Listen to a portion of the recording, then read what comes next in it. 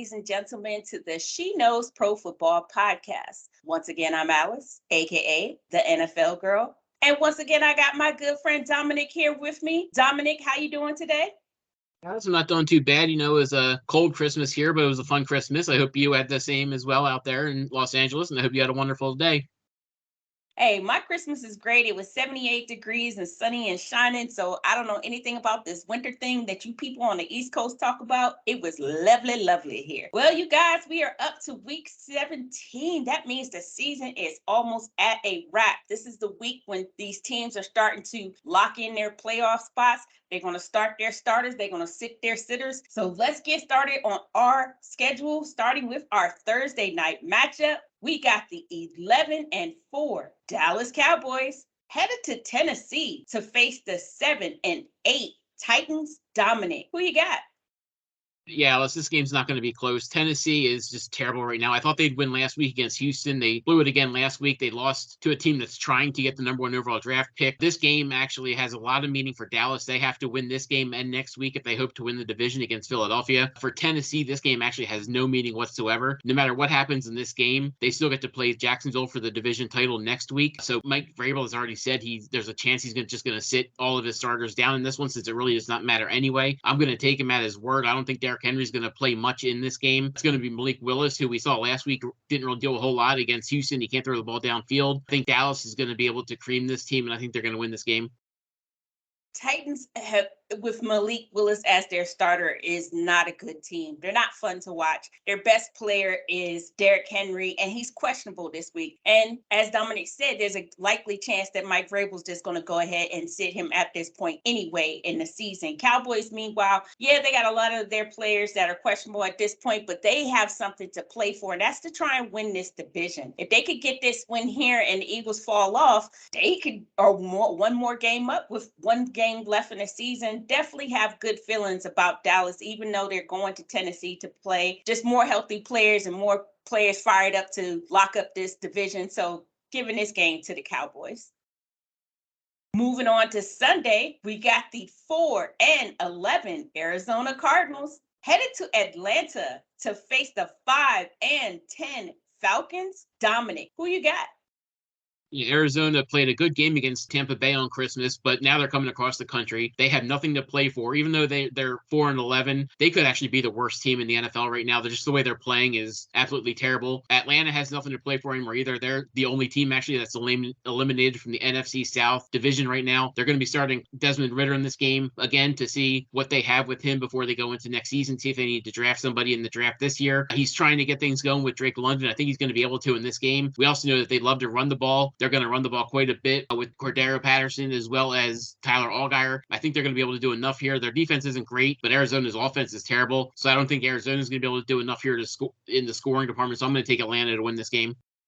The Cardinals just had such a fall off this season. And again, I know I said at the start of the year it was going to be an issue for them not having DeAndre Hopkins to start the season. But even once DeAndre came back, they still weren't able to do anything because they really don't have a run game and their defense is atrocious. This team has been a hot mess. They now down to Trace McSorley. They haven't been able to get it together. Meanwhile, Atlanta, not much better, but they at least are trying to see what they have in Desmond Ridder. So far, I'm not impressed by what I've seen, but they still have Cordell Patterson there, and their defense is just slightly better. I would like to pick the Cardinals in this game because, again, I like to see Nuke do something with Trace McSorley, see if there's something salvageable there. But at this point in the season, I got to give it to Atlanta because I think they can just rely on their run game and get the win here. Breaking news as we're talking here. I just got a notification on my phone that it is going to be Colt McCoy playing in this game, not Trace McSorley. He was just cleared concussion protocol. Well, with Colt McCoy, I still can't make the pick there simply because I haven't seen anything out of Colt even that would make me feel any differently. So still going to take the Atlanta Falcons in this game. Next up, we got the 3-12 Chicago Bears headed to Detroit to face the 7-8 Lions. Dominick, who you got? Yeah, Dallas, Detroit has everything to play for in this game. And as you and I have both been saying all year, this is one of our favorite teams that we don't root for in the NFL. They're trying to get into the playoffs. The Bears defense is terrible. Detroit could put up 100 points in this game if they wanted to. But on the other side of the ball, Chicago's not playing for anything. And Matt Eberflus said as long as Justin Fields is healthy, he's going to play. Justin Fields has come out and said that he's only 200 yards away from the all-time record for rushing yards by quarterback in the season, and he wants that record. That'll give Chicago something to look forward to this year. So I expect him to run the ball every chance he gets in this game. I think it's going to be a high-scoring game, but I do think Detroit's going to win. Again, kudos to Justin Fields for having a goal to try and obtain, and I think it's likely he's going to get it, especially because he does not have a good offensive line. The reason he's been able to break the kind of records he's been able to do is because he has no protection and literally has to run for his life. Their defense is hot garbage. Detroit, meanwhile, again, they have something to play for. They're trying to make the playoffs. They are a fun team to watch. Their defense is still suspect as hell, so I know that Justin Fields will be able to get the touchdown or get the yards that he needs because they don't have a good defense, but their offense is outstanding right now. Amon-Ra St. Brown, still my favorite receiver in the league. Like the matchup that Jared Goff has with him. I know Jamal Williams is questionable going into this game if he doesn't start, but they still have DeAndre Swift. Not worried about them. Definitely taking the Lions in this game. Next up, we got the 4-11 Denver Broncos headed to Kansas City to face the 12-3 Chiefs. Dominick, who you got? Yeah, this is going to be an interesting matchup, Alice, because obviously Denver fired their coach after last week. Nobody wants somebody fired, other than maybe Deshaun Watson, but whatever. But it was time for Nathaniel Hackett to go. He's a great offense coordinator. He's not a great head coach, and that just happens with certain people. I think he's still a very good coach, and he'll be a great offense coordinator somewhere next year. But he wasn't ready to be a head coach. He may never be ready to be a head coach, but at least they were able to figure that out now and not keep it going into next year. On the other side of the ball, you have Andy Reid, who's one of the best coaches in the NFL, possibly with Belichick slipping a little bit. He could possibly be the best coach right now in the NFL. And they have Eric Bieniemy as offense coordinator, who, honestly, in my opinion, they're saying that there's another chance he gets a head coaching job this year, which he should, and it's been way too long for him not to get one. But he could be almost auditioning for Denver to be the head coach there next year, which I don't know how good it would be. As long if he can get Russell Wilson going, that would be great because he has a great rest of the team. But this could be an audition for Eric Bieniemy. I think it's going to be a great audition. Right now, they're favored by 14 points. Denver has given up entirely on the season. We saw that when they gave up 51 points against the Rams last week. I don't think they're going to give up 51 to Kansas City this week just because I don't think Kansas City is going to keep their players on the field long enough to do that, but they are going to win this game over Denver. The Broncos are a terrible team, and getting rid of Nathaniel Hackett was only half of the problem because the other half of the equation that is a problem is Russell Wilson. Considering how poorly he played last week and what he looked like, that doesn't all fall on Nathaniel Hackett. He has some serious poor decision-making going on at this time that will have to be addressed. Listen, Dominick, I love your idea. I hope that Eric Bieniemy ends up having a great audition. I would love for the Broncos to take him on as a head coach because they need a head coach there that is a QB-minded coach, which is, if you see how well Patrick Mahomes played, is partially because of how good of a coach that Eric Bieniemy is. Getting sidetracked here, definitely in this game, not even going to be close. Broncos don't have their head coach there now. They're going to be going with the interim head coach who's going to have to be auditioned to see whether or not he qualifies for the job. Russell Wilson is still terrible. Receivers have lost faith in him. And the defense looked atrocious last week, taking the Chiefs in this game. Next up, we got the 8-7 Miami Dolphins headed to New England to face the 7-8 Patriots. Dominick, who you got?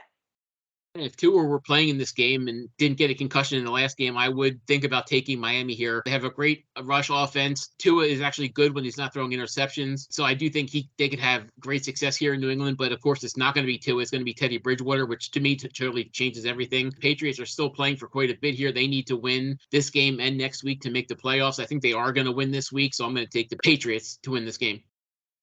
The Dolphins have been on a losing streak the last several weeks. Questions are starting to arise on what's going on with Tua. We know that now he has suffered a concussion and he will be out this week, and they're bringing in Teddy Bridgewater. Teddy Bridgewater is a decent quarterback, but not a great quarterback, and playing against the Patriots in Gillette Stadium with what they have on the line right now. I would love for the Dolphins to make it into the playoffs. I really would, but Dolphins just have too many question marks and too many things that we don't have an answer for. Like, what is going on with Tua even prior to that? And I don't think Teddy Bridgewater is going to be the answer that they need there. I have a little bit more faith in Bill Belichick, in particular when he's playing there at home right now towards the end of the season when he knows he's got to get these wins. So taking the Patriots here. Next up, we got the 4-10-1 Indianapolis Colts headed to New York to face the 8-6-1 Giants. Dominic, who you got? Yeah, this game isn't even really worth talking about. The Giants, if they win this game, they have clinched the playoff berth. The Colts gave up last week against the Chargers. It seems like the Colts players hate Jeff Saturday just as much as the Denver Broncos players hate Russell Wilson. They're not playing for him. They're not playing hard. He shouldn't get this job. If he gets this job starting next year, I think that the rest of the team may revolt and just walk out. They don't want to be there. He doesn't want to be there. I just think this is going to be an easy Giants victory. This was such a ridiculous decision to make Jeff Saturday a head coach. And it's clear the man is in way over his head. Start him out as an assistant, but definitely don't make him a head coach. I know they were trying to salvage the wreckage that Frank Reich did, but this was not the move to go in. The team is not staying healthy. They're not playing cohesively. Their run game after Jonathan Taylor went down is gone nowhere. It's so painful to watch this team. Giants, meanwhile, still got something to play for. They're still in that hunt. They still know that they got to get these last two games at the end of this season. So taking the Giants here. Next up, we got the 6-9 New Orleans Saints headed to Philly to face the 13-2 Eagles. Dominic, who you got? I hate picking this game because these are my two favorite teams, but it looks like Jalen Hurts has a chance to play in this game. Even if he doesn't, Gardner Minshew looked really good last week. I know they didn't get the win, but he still looked good. Miles Sanders had a fumble. It was the first time he fumbled this year. I don't think that's going to happen again, obviously. A.J. Brown is still A.J. Brown, and Devontae Smith played great as well. They both had over 100 yards last week in the receiving game. I just think that they're too much for the Saints team that's still playing without Marshawn Lattimore, who's only played in 5 games this year. I like what Andy Dalton's doing. I like Alvin Kamara. He just had a 60-second career touchdown last week, which tied the Saints all-time record with Marcus Colston, but I don't think he's going to be able to do as much this week. He may get a touchdown, but it's not going to be enough, and I do think the Eagles are going to win and finally clinch the number 1 seed. Listen, I like the Saints. I like what they're trying to do. Chris Olave being questionable kind of makes it a little hard for me to want to pick them in this particular game. Their defense has been suspect ever since Lattimore went down, so that's such an issue for me. I know they can lean a little bit more on Alvin Kamara, and that'll help them in some respect. But the Eagles right now, this team looks phenomenal. I know they caught an L last week. They had Gardner Minshew in there, but even in that L, they still look good. They still have things that you can look on and see like, wow, this team is doing really, really well. If they get Jalen Hurts back in particular, and I know Jalen Hurts is going to do everything he can to get himself out there and play this week, even if he can't finish out the game, because they know they got to stay these 2 games up on the Cowboys. So that being said, knowing the receivers that he has in Devonta Smith and A.J. Brown, I know Miles Sanders fumbled last week. I don't expect that to happen again for them. They're just a solid team. Got to take the Eagles in this game. Next up, we got the 6-9 Carolina Panthers headed to Tampa to face the 7-8 Buccaneers. Dominic, who you got? Another game, Alice, with a lot of playoff complications or considerations here. If Tampa Bay wins this game, they're in the playoffs. They'll win the division. If Panthers win this game and then they win next week against New Orleans, and they're the division champions. So this has a lot of meaning for both teams. Carolina looked great last week against the Detroit Lions. They had over 300 yards rushing. They had over 570 yards total offense, which is their most ever in franchise history. I think they're going to come out. They're going to do very good against this Tampa Bay defense, which hasn't really been doing much lately this year. I just think Tom Brady's getting older. He'll probably come back for another year. I just don't think he has it this year. And I think for some reason, Carolina with Steve Wilks does have it right now. So I'm going to have to take Carolina to win this game. Listen, I don't know what kind of second magic that Sam Darnold has found there in Carolina in this latter half of the season. I think part of that has to do with Steve Wilks. I hope that Tepper will keep Wilks around for another season to show that he does have something there if he's given the right tools to be able to move forward with this team. So we'll see what happens in that front. I kind of like what I'm seeing out of them. And it was nice to finally see DJ Moore bounce back and have a hell of a game. So kudos to DJ Moore in that game, and good seeing them out there. The Bucs, meanwhile, man, this team is either hot or cold with nothing in between. Either Tom Brady is setting the world on fire and getting these last second wins, or they are just crumbling to pieces and looking like pure D garbage. They've lost a lot of their good players on their defense, which has made them porous as hell.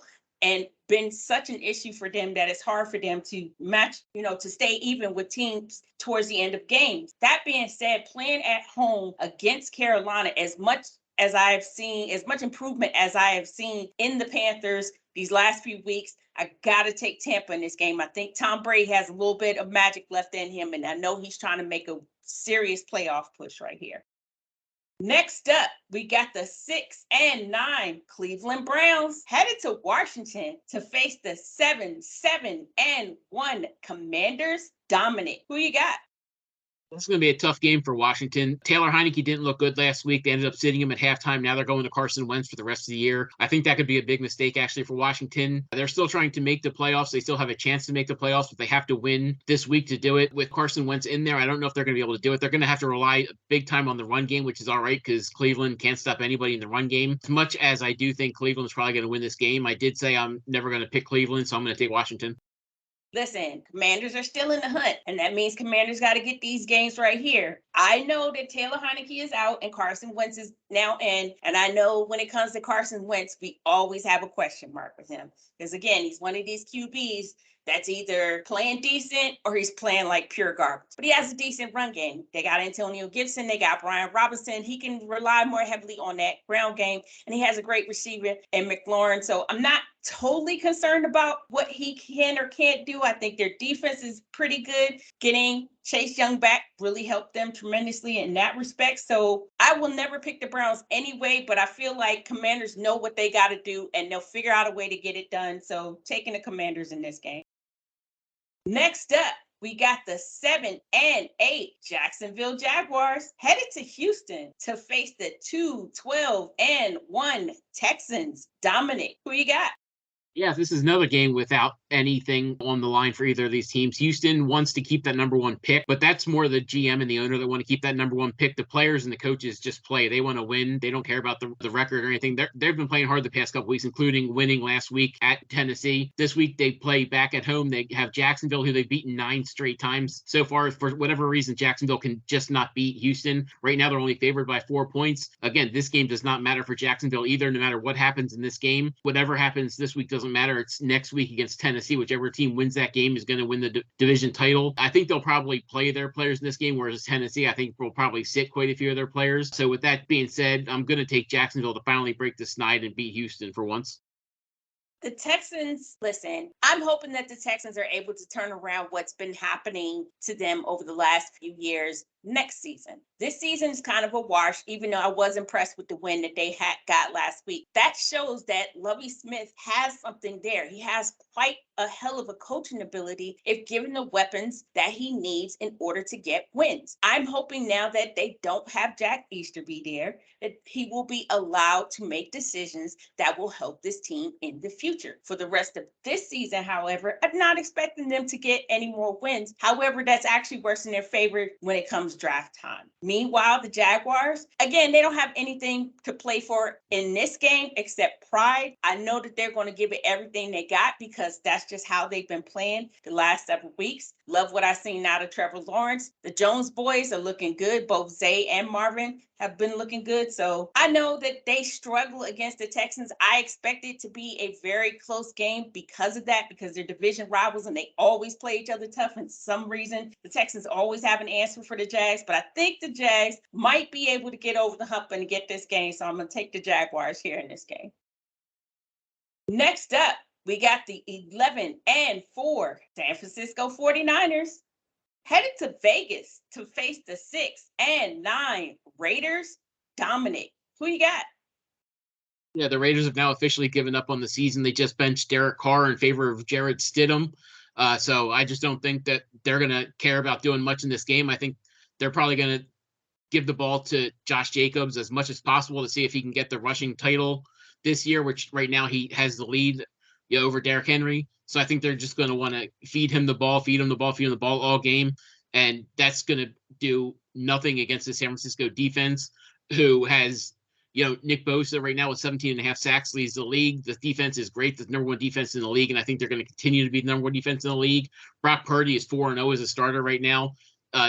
Christian McCaffrey is so talented and so happy to be there. He's actually making blocks on rushes for other people. So I just think this is a great spot for San Francisco, and I think they're going to win this game.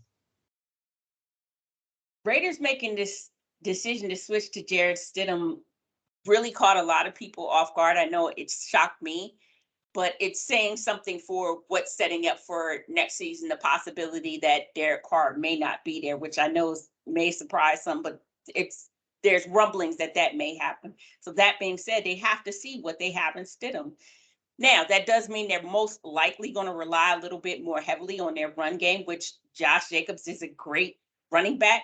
But going against this stout defense that the 49ers have, it's not going to be worth a damn. The 49ers, meanwhile, have looked outstanding. I don't know that this is what we had in Brock Purdy. Before he started, I honestly didn't think that they were going to get more than, let's say, 500, 2-2 at this point. But he's 4-0 right now, and they look really good. They look like they're ready to rumble into the postseason. He has Christian McCaffrey, Deebo Samuel, Brandon Ayuk. This is a solid team. So I got to take the 49ers in this game. I think the Raiders are already looking forward to next season. Next up, we got the 7-8 New York Jets headed to Seattle to face the 7-8 Seahawks. Dominick, who you got? Two more teams that have to win to stay in the playoff hunt, and only one of these teams can. I think it is going to be the Jets. Mike White's coming back in this game. The people there on the Jets roster and the coaches love him more than they love Zach Wilson, obviously. He just gives them a lot more than Zach Wilson does. He's able to get the ball to receivers. He's able to move around a lot more. The running backs love playing with him. He's able to help that offensive line, which right now is in shambles after some injuries and things. With Quinn Williams being back, that defense is playing great. Sauce Gardner is playing out of this world. He should be the defensive rookie of the year this year. And I think he will be. Seattle is starting to struggle. They're showing what Geno Smith, how limited he really is. Ken Williams was doing great early in the year. He's kind of fallen off here at the end of the year. Tyler Lockett's supposed to try and make it back for this game, but even if he does, we'll have to see how effective he's going to be with that broken finger. So I'm going to have to take the Jets here, even though they are on the road. I'm so glad that the Jets are finally getting Mike White back kind of healthy. I know that he's really wanted to be back these last couple of weeks, especially watching how poor chemistry that Zach Wilson has with this team. It is very clear that this team does not believe in him. He has completely lost the locker room. And when you see how well Mike White plays with this same squad, it looks like two totally different teams. Even on the defense as well. The defense seems to even play better, as well as his receivers. So I have good confidence in them if they stick with Mike White going forward, that they'll do very well. Meanwhile, the Seahawks, they started out fiery and fast and kind of falling off in the last few weeks. Tyler Lockett is hurt. I'm heard that there's a chance he'll be trying to get back in time for this game with this broken finger, which that's fine. Meanwhile, DK Metcalf still looking pretty good. Geno Smith, the numbers are all over the place, and really haven't seen a whole lot out of Kenneth Walker in this game.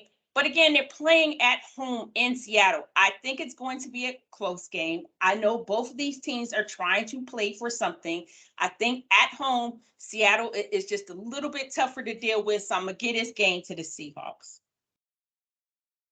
Next up, we got the 12-3 Minnesota Vikings headed to Green Bay to face the 7-8 Packers. Dominick, who you got?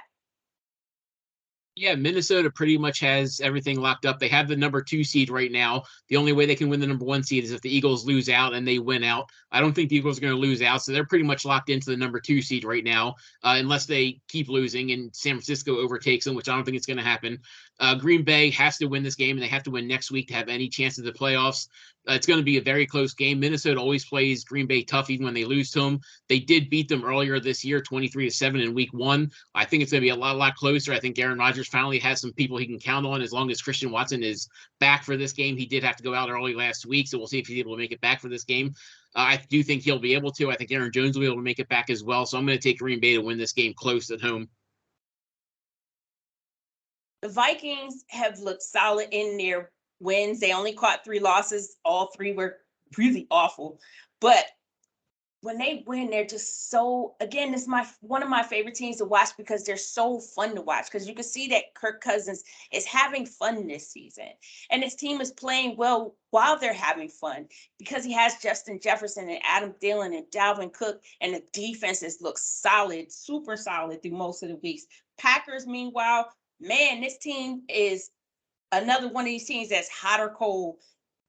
I know Aaron Rodgers likes to put it all on his receivers. It ain't all on your receivers, my guy. Some of these are just, you're making poor decisions and you're making terrible passes. He has a solid run game, though, there with Aaron Jones and with A.J. Dillon. Always can count on the two of them, even when the receivers aren't playing as well as they should be.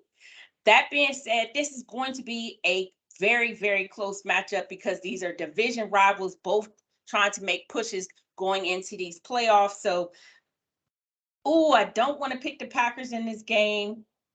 I know that they're playing at home and they typically split during the year. So I guess I got to take the Packers here. They're playing at home. Next up, we got the 5-10 Los Angeles Rams playing at home against the 9-6 Los Angeles Chargers. Dominick, who you got? Yeah, the Rams have nothing to play for here. The Chargers have clinched the playoffs, so they really have nothing to play for either. I mean, they're either going to be the 6 or the 7 seed. I don't think they can. I don't think they can get to Baltimore or Cincinnati for the 5 seed, whichever one doesn't win the division. So they're either going to be playing, Kansas City or most likely Cincinnati in the first round of the playoffs. It's going to be a tough game no matter what. So neither of them really have much to play for. But I do think that the Chargers want to go into the playoffs with just on a good streak. They don't want to just go in there on a losing streak. So I do think they're going to play to win this game. Right now, they're favored by 7 points. I think that's probably too many points. I don't think they're going to win by a touchdown, but I think they'll probably win by a field goal. Listen, Baker Mayfield showed out last week, but that was against the Denver Broncos. That's not going to happen here this week against the Chargers. I just don't see a repeat of that. Meanwhile, the Chargers still looking pretty good. He still has two of the best receivers in the league out there. He's got a great running game in Austin Eckler. Not concerned about Justin Herbert at all. They're pretty much, like Dominick said, is locked into their position. Rams are completely out of it at this point. Rams want to go in with some momentum on a hot streak to carry them, hopefully, more than just in one and done into the playoffs. So I'm like you, Dominick. I got to take the Chargers in this game. Next up, we got the 7-8 Pittsburgh Steelers headed to Baltimore to face the 10-5 Ravens. Dominick, who you got? Yeah, this game all depends on whether Lamar Jackson's going to be back or not. We think he's going to be, but it's not confirmed yet. We know Kenny Pickett to George Pickens was had a great connection last week. They got the winning touchdown on the last drive of the game with 40 seconds left. I think it's going to be another close game here. These teams always tend to play close games. It'll probably come down to the kicking game, whether it be Chris Boswell or Justin Tucker. Obviously, the Ravens are playing at home here, but I still think that the Pittsburgh somehow is just going to have just enough, because I don't think that Lamar Jackson is going to come back and play this game. If he does, I think he's going to be limited. And when he's limited in the run game, then you don't really have to watch for that. And I don't know if he can beat Pittsburgh in the pass game, especially with Minkah Fitzpatrick there as well as TJ Watt rushing him. So I am going to take Pittsburgh to win this game. Listen, I'm hoping that Lamar Jackson can make it back for this game, because Tyler Huntley is okay, but he's not a Lamar Jackson. Let's just be clear there. Meanwhile, the Steelers again, another one of these teams that has something to play for. Can the Ravens keep the Steelers out of the playoffs? They're on the outer fringes at this point. They'd have to have several things happen in order for them to make it, including get this win here against the Ravens. Can they do that? I'm not 100% sure that they can. I kind of have a little bit more faith in the Ravens, even though they've looked kind of porous in that defense over the last several weeks. If they get Lamar Jackson back, even if he can't finish the game, if he plays just to the half, I think they can just have just enough to get it done. So I'm going to take the Ravens in this game. And last up, we got our Monday night matchup. We got the 12-3 Buffalo Bills headed to Cincinnati to face the 11-4 Bengals. Dominick, who you got? Yeah, this could be the best game of the year. I mean, we know the Bills right now, they're the number one seed in the AFC. If Cincinnati wins this game, they would have beaten the Buffalo Bills and the Kansas City Chiefs this year, which would give them the tiebreaker over each if they finished tied. Which if they beat Baltimore next week, they would finish tied and they'd get the number one seed. So this is extremely important for both teams, but especially the Cincinnati Bengals. I just think that it's going to be very tough. Joe Burrow's been playing out of his mind in the second half against Tampa Bay, the first half last week. The other two halves are just kind of weird. They struggled in the first half against Tampa Bay. They struggled in the second half against New England and almost lost the game because of it. I don't think they're going to be able to struggle this game. I think if they struggle in any half, this game's going to be a blowout in Buffalo's favor, but I don't think they're going to struggle. I think that Buffalo's going to try and run the ball quite a bit like they have been in the past couple of weeks. Last week, James Cook and Devin Singletary both had over 100 yards rushing. I don't think they're both going to get to 100 yards this week, but they're both going to try and get them there. So I do think it's going to be a very tough game for Cincinnati, but with them being at home, and I just think right now they're very lucky, and Joe Burrow is playing extremely good. I'm going to actually give Cincinnati this game. Ooh. Listen, you guys, this is going to be a great game. This will probably be the game of the week. It is the 12-3 Bills versus the 11-4 Bengals. And both of these teams are playing very well right now. Great receivers on both of these teams. Great running backs on both of these teams. Solid defense on both of these teams. This is going to be a fun game to watch. If you missed everything else this week, you definitely have to watch this Bills versus Bengals game. I know I'm going on and on. Listen, we got Josh Allen with Stephon Diggs, and we got Joe Burrow with Jamar Chase. We got Devin Singletary, and we got Joe Mixon. Oh my God, can I tell y'all how excited I am for this game and how good this game is going to be? Do I think the Bengals can beat the Bills in this game? Depends on whether or not the Bills choose to sit anyone at this juncture.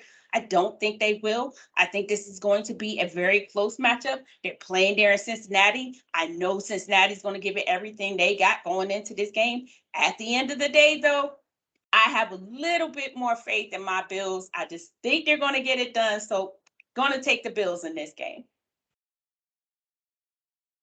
Well, you guys, that's all of our matchups. Dominick, it's championship week. What advice are you going to give to my people that made it to the championship round? Yeah, like myself, I'm going to give you two pieces of advice. One, like I said last week, start the players that got you there. Don't try and get cute and, play Mike White over Joe Mixon just because, or over Joe Burrow just because, like, Mike White's back and the Jets love him. Play Joe Mixon or Joe Burrow. The other thing I'm going to give you is just based on a report that I saw earlier today, even if Terrell Owens signs with the Dallas Cowboys, don't sign him to your fantasy roster. He's not going to do much this week for Dallas, even if he does come in there. He's 49 years old. He's going to be there as a body, maybe as a slot receiver, but he's not going to do much for you. So as much as you may love him and his antics and stuff, he's 49 years old. He's older than Tom Brady. Don't sign Terrell Owens. Please don't sign Terrell Owens, especially on your championship team. Good luck to all of y'all that made it to the championship round. I wish you so much luck, and I hope you get the win here. Well, you guys, that's all the time that we had today. Want to thank everybody again for listening. Be sure to follow me on Twitter at TheNFLGirl320. Dominick, where can they follow you? You can follow me on Twitter at EnvisionFF. You can read more my thoughts on SheKnowsProFootball.com. Dominick, where can they read your work? You can read my work on PhiladelphiaEagles.com, The Athletic, and SportsbookWire.com. That's all the time we have, you guys. See you back here next week.